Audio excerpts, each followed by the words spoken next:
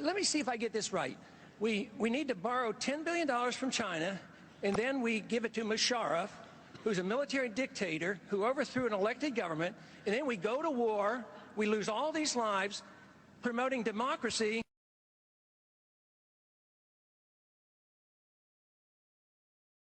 Thank you very much. My take-home message from today is that my family and others who have lived their entire lives in Iraq don't know what's going on because it's chaos, there's no law, there's no order, it's anarchy. So for anyone to be sitting here 7,000 miles away, we can't know what's going on there. So I don't have time to address all of Dr. Pillar's points, but I do want to comment on his comment that the Shia owe the U.S. a thanks for the overthrow of Saddam. Let's keep in mind that in 1991, it was the American administration who encouraged the Shia to rise up against Saddam Hussein. We said, we will back you up. And then they were nowhere to be found, and 10,000 Shia were massacred. Let's keep in mind that Saddam was put in power. He was a CIA agent, and his killing sprees started when the CIA was feeding him names of leftists, intellectuals, and communists to eliminate. And let's keep in mind that sanctions imposed primarily by the United States and Great Britain strengthened his rule. So the point there is Iraqis they've had just about all the help they can take from America. I speak to you today on behalf of relatives on my mother's side, Ashkenazi Jews who fled their homeland of Austria during Hitler's Anschluss. It is for them that we say never again. I speak to you today on behalf of relatives on my father's side, who are not living but dying under the occupation of this administration's deadly foray in Iraq. From the lack of security to the lack of basic supplies, to the lack of electricity, to the lack of potable water, to the lack of jobs, to the lack of reconstruction, to the lack of life, liberty, and the pursuit of happiness, they are much worse off now than before we invaded. Never again should apply to them too.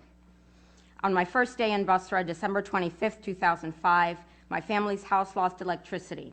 On the second day, we lost water. On the third day, we lost telephone service. One cousin said, I think tomorrow we won't have air. He was joking, but with the hundreds to thousands of tons of depleted uranium that continue to fall on Iraq as I speak, every breath is tainted.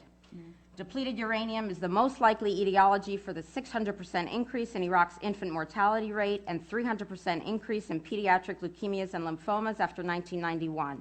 It is also the most likely cause of Gulf War syndrome. During the 42 days of the 1991 Gulf War, electricity power stations, telecommunication centers, and sewage treatment plants were destroyed. Their repair or replacement was impeded by economic sanctions. To this day, 15 years later, water from the tap is contaminated, as I accidentally proved during my stay. Families have to buy their water from special stations. For families who can afford it, bottled water is better for drinking, which provides economic gain to Kuwait and Saudi Arabia. Between my visits in 2004 and 2006, there has been no reconstruction in Basra. Bombed buildings remain a constant reminder of our aerial campaigns. One cousin taught at a primary school that was bombed during shock and awe. To this day, the structure is damaged and unusable. Streets are filled with garbage and sewage, undrivable because of bombing damage and general disrepair. New traffic lights were installed while I was there, but due to limited electricity, they're non-functional. Hospitals throughout Iraq were crippled by sanctions as well and have been unable to recover. Epidural anesthesia for child labor or disc disease is simply not available. One of the main hospitals in Basra could not do operations for a week because there was no gauze. That hospital was still standing, however, unlike in Fallujah. And the segments of the population who suffer the most whenever there is no law and order are women and children. They are the most susceptible to traumas of violence and kidnapping. Before the invasion, my cousin at age 18 traveled around Basra independently. Today, it is unsafe for her to go out without being accompanied by a man. As scores of Iraqis die every day, it does not matter if you call it civil war, sectarian strife, or democracy. It is, by design, an American killing field, a smokescreen for stealing oil. It is families, Iraqi and American, who are paying the highest price for the disaster of U.S. foreign policy. This Congress has appropriated hundreds of billions of dollars for our illegal occupation, but the money isn't being spent on armoring military vehicles, and it's not going towards helping returning veterans, whose healthcare budget came up $1 billion short in 2005. Under Paul Bremer's regime in Iraq, $9 billion went missing. $9 billion. Could we have used the money here at home? We should ask the people of New Orleans, a city that was 70% black, now scattered across the country. And while Louisiana and Mississippi were gasping for air, 6,800 members of their National Guard were in Iraq as part of a military force inflicting the same death and destruction as Katrina on the civilian population there. In September 2001, with the exception of Barbara Lee, Congress gave a blank check for war to the decider, who has access to chemical, biological, and nuclear weapons. We are the ones using white phosphorus. We are the ones using napalm and its derivatives.